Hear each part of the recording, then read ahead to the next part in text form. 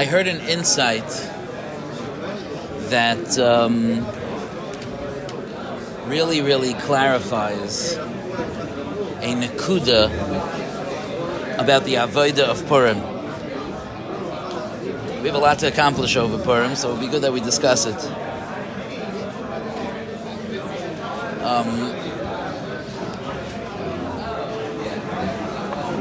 Chaya vinish levesume bepuria adela yada bein Baruch Haman leBaruch Mordechai. The person is obligated to levesume, whatever that means. You know, the Pashup Shad is to become shikr on Purim until such a time to reach a point that you no longer understand the difference between Baruch Haman and Baruch Mordechai. And the obvious question that we struggle each year to gain greater insight in is, how on earth could anybody ever reach a point that they don't know the difference between Baruch Mordechai and Baruch Haman? There's no way. We're good people. We're Yidden. We're holy Yidden. The drunker we get, in fact, the clearer it gets. No? What's right and what's important becomes clearer, not less clear. Does he ever reach a point where you're like, no, 1 second, maybe Haman's the good guy? I don't think that ever happens. I don't think there's any point in the process where that happens. And if it does, it actually would be a red flag to me. Someone I know was once in a staff position in a school, and a member of the board or some kind of influential member of the school asked to speak to the student body, and she got up and she said that the Purim story is misunderstood. It's really about women's rights. And she made a whole case for Vashti. So my friend got up in public in front of her and said, I want to make an announcement that is not the way Chazal understand it, and it is an incorrect reading of the Megillah. And he almost got fired for doing that, but he had to stand up for the Torah. Where was this? It was not here. Nice try.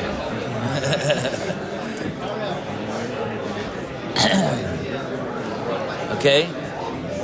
So no, I think that, I don't think that's called Adela Yoda, that you think that Vashti is the hero, So how do we get to this point? What does this mean even? What is the mevukash? What do we want from Adela Yoda?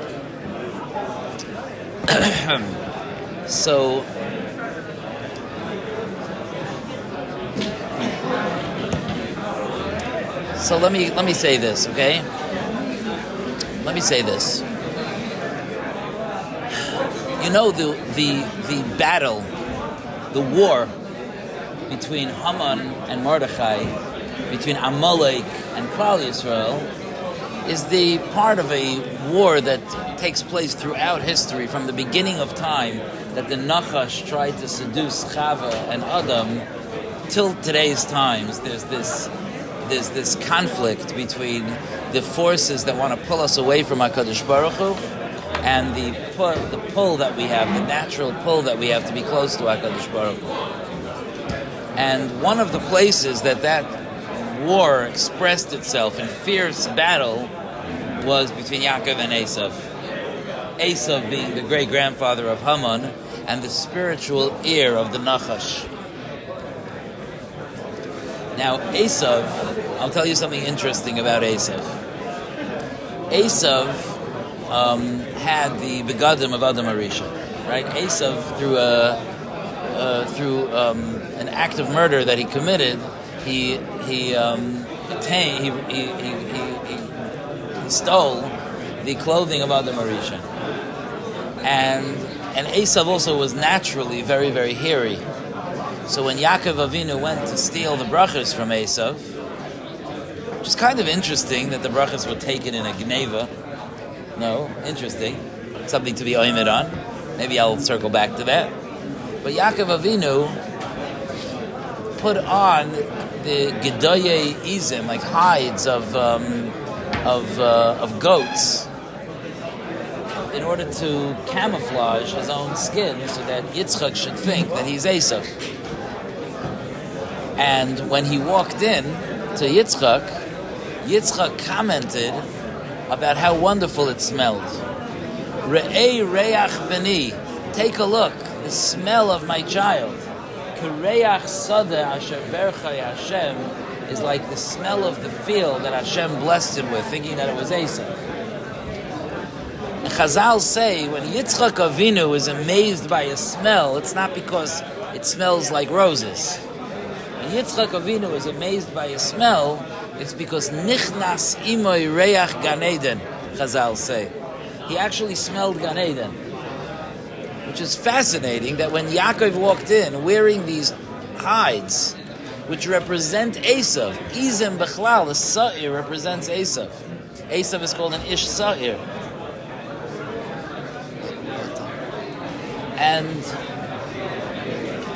And those same hides, and by the way, the Chazal say that there's almost nothing that smells as bad as Oiros Izem.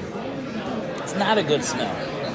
And yet, when he walked into Yitzchak, it was this delicious smell that caused Yitzchak the tzaddik to comment, "Hey, look, take a look." I always found it fascinating, parenthetically, that he uses re'eh, which is the sense of seeing, to describe a smell, which could be a little bit of a simon that it was a spiritual. Okay, I see you're all over it. Okay, but re'eh reach beni kereach sada asher berchai Hashem. So there's a very, very important nakuda here that's very relevant to the story of Purim, and that is like this. That's like this. I said over last night in the shir, I'll say this again, this Maisa that happened. Maybe I'll give a drop more detail in this shir because I think the Olam will appreciate it. So when I was a bacher, I got to know this family in Eretz Yisrael. That the father he's a Eretz Yisrael guy. He was a Talmud of Reb Shlomo Zalman. And the year that I came to Eretz Yisrael, he was a Rosh Kollel in Chile. And he used to come back every fourth week to spend the weekend with his family, and then he would go back. It was the thing that he did for a year. It was a Rosh Kollel in Chile. And his family, he had a very, very special family, a really Israeli family. He has 10 children. When I came, 5 of them were married and 5 of them were single. And I used to go to their house every Erev Shabbos. He wasn't there. His wife would give me some chalent and some warm petal. You guys, nobody? It's just like a drink that Israelis drink. And it's supposed to be consumed cold. And yeah, and it wasn't so much fun to eat the food, but that's not really why I went. I went because it was an experience to go into an Israeli home like that. And the Rebbitzin there, even though the Rav wasn't there, but the Rebbitzin herself had so much to teach me. You know, there was so much to learn just from being there. So I would go in and say Good Shabbos, and she had her daughter was she had a daughter like, I don't know, 7th grade or something, I don't know, 8th grade, and she would have questions like on the parasha that she was supposed to ask her father, but her father wasn't there, so I would help her with the questions. And she had some older bachrim that would be around, at least Bein Azmanim, Rabbi off Shabbosim, and I would hop with them. And then on Shabbos, I would go to one of the married kids for a Shabbos meal. They set me up every Shabbos. It was quite an experience, quite a year. Anyway, while this Rav was in Chile, he had a stroke. It was an emergency. His wife flew to Chile. It was her first time in her life going to Chutz La'aretz. She flew to Chile to take care of him. He was in a coma. They thought that probably he forgot everything. He has no idea how to learn. He doesn't know who people are. But they tried to, he was in a coma. They tried to, they say that when someone's in a coma, they could still have some perception of what's going on around them. So they would read to him from different Sfarim. I brought back for them, when I came back last time I come back to Eretz Yisrael, I brought them a Regesh album. Are you familiar with Regesh? I brought them a Regesh album. Regesh had, Rav Shmuel Brazil wrote a song called Torah. I told this story to Rav Shmuel Brazil, by the way. He was very moved. But he has a song called Torah, beautiful, beautiful song, where he talks about like the sense of a Ben Torah who maybe messed up or became distanced from the Torah, and how much he misses the Torah and yearns for the Torah and reunites with the Torah. It's a beautiful, beautiful song. So she was playing the album to him also while he was in a coma. And he was aware. And when he came back to himself, he used to ask me every Shabbos to sing the Torah song by the Shabbos table. He remembered it from when he was in a coma. Okay? And one of the things that what happened was that made the family realize that he has his wits about him is that the Rebbitzin was reading to him from Rav Shimshon Pincus' Sefer on Shabbos called Shabbos Malkasa. And Rav Shimshon Pincus was alive at the time and was a friend of his. And she was reading that he says that the reason for something is something. I don't know what it was. And he started to go like this. And they couldn't figure out what he was doing until they finally chopped and he wanted a pen. They put a pen in his hand and a paper, and he wrote, Tagidlo, tell Reb Shimshi that he missed the reason. There's something else in this Inyan. So they were like, shoot, he does remember his learning.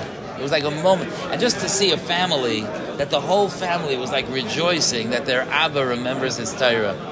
It was just, unbelievable. So I wasn't there, I was in yeshiva in Arnov, but I heard reverberations of like one of the kids picked up when I called their house. They were like, did you hear? It was like very exciting. And it was a long, long, long journey of recovery. Many months later, he called us together for a Sudas Haidah.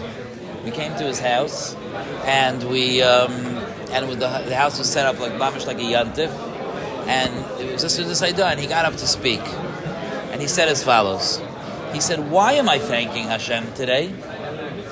Because he made me better? He's also the one that made me sick.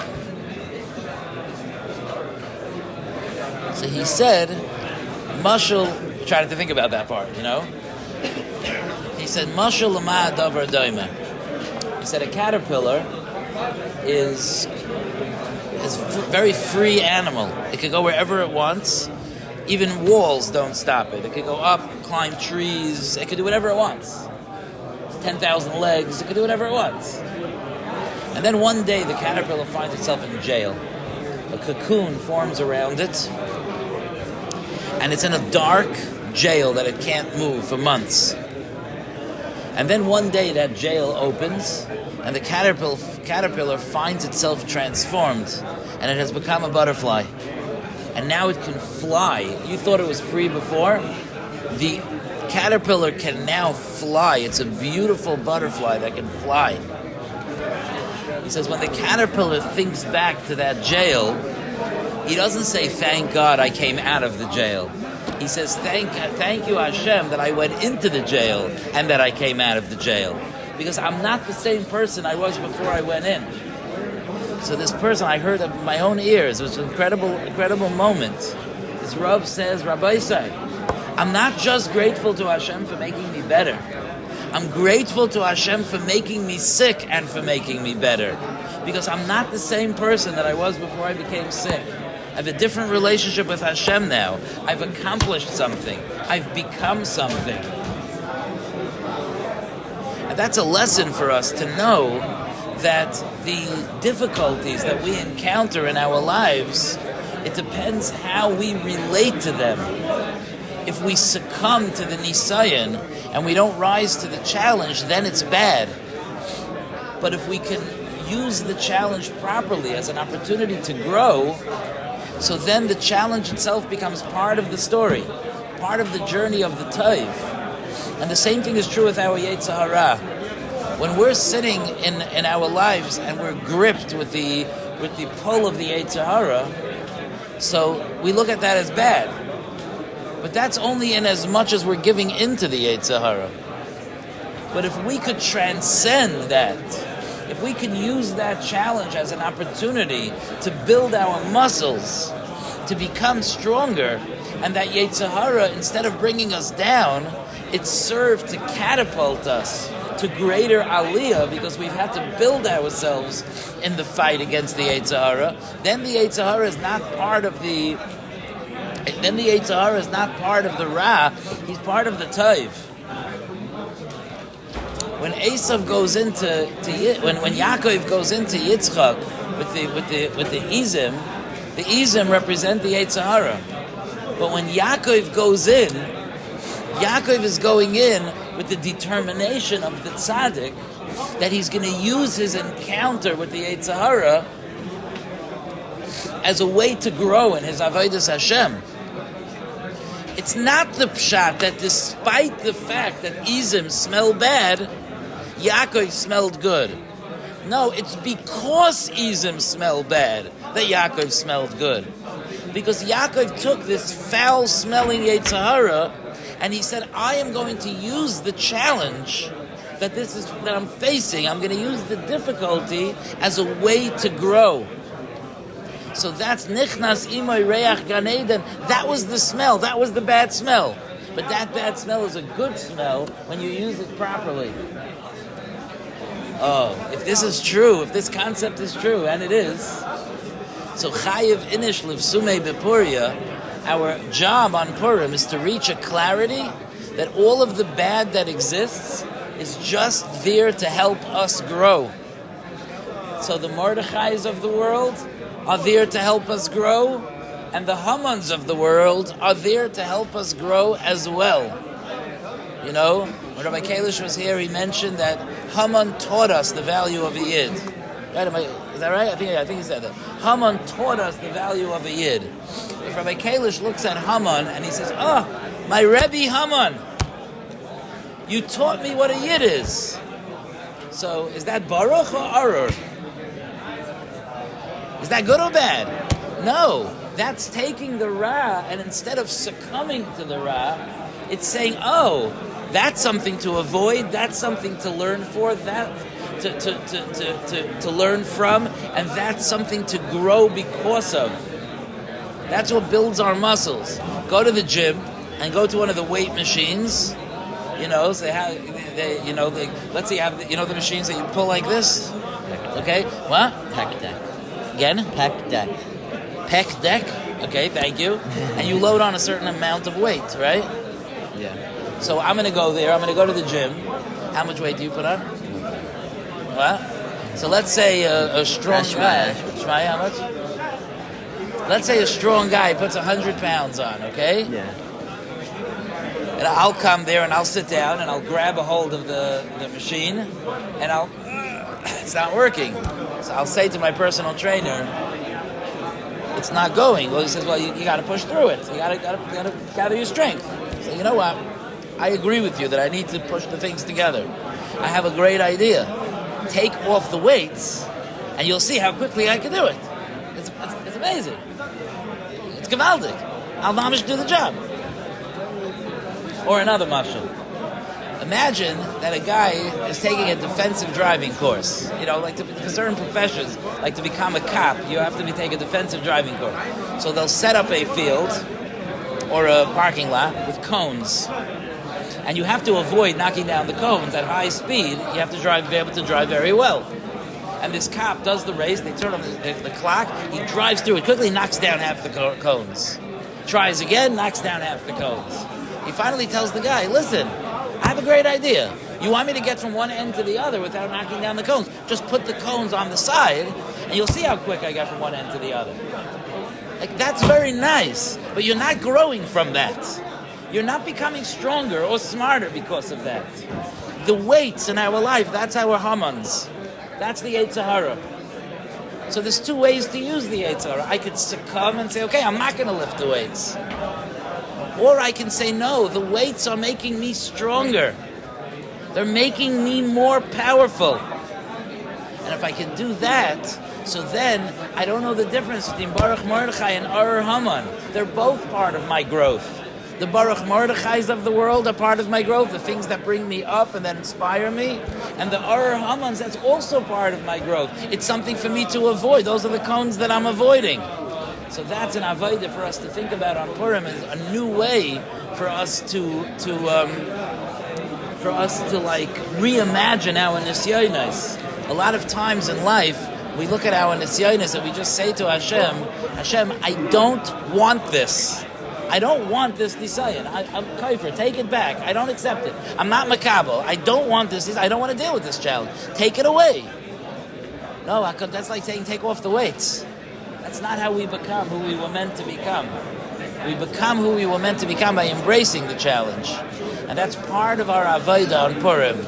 Part of our avodah on Purim is to be able to recognize us, to reach a point where we could recognize that, where we could see that. Someone even said the chayav inish levisumei is a remes to besamim. It's a remes to those oiros izim that smelled so good. The bad oiros izim that smelled so good. Yeah, if we could reach a point that the smelly hides in our life could smell good because we know how to use them properly, we know how to use them as a chizuk instead of as a reason to give up, ours will also smell good. Levisumei bepuria adelo yada bein Baruch Haman leBaruch Mordechai Ashakaya.